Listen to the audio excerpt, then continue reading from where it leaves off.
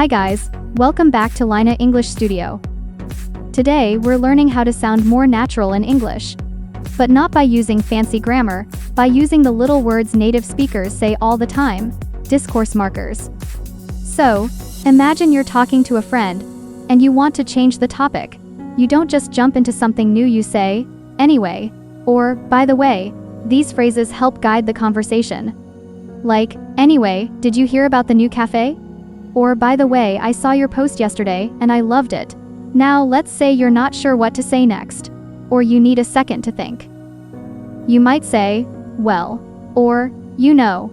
These give you time and make your speech feel more relaxed. For example, well, I'm not totally sure, or, it's, kind of complicated. And if you want to add something or explain more, you can say, I mean, or actually. Like, I didn't love the movie. I mean, the acting was great, but the story was slow. Or, actually, I've been there before. It's amazing.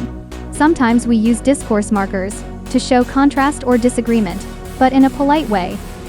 On the other hand, or, still, or even just though at the end of a sentence. Like, it's expensive. Still, I think it's worth it.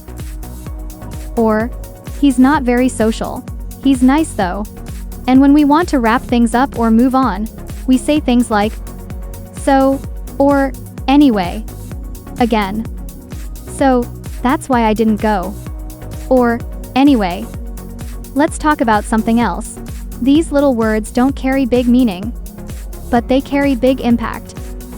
They help your speech flow, show emotion, and make you sound more like a native speaker. Try using them in your next conversation. Just sprinkle them in naturally, and you'll feel the difference. If you find this video helpful, don't forget to like and subscribe. Thanks for watching, and I'll see you next time on Lyna English Studio.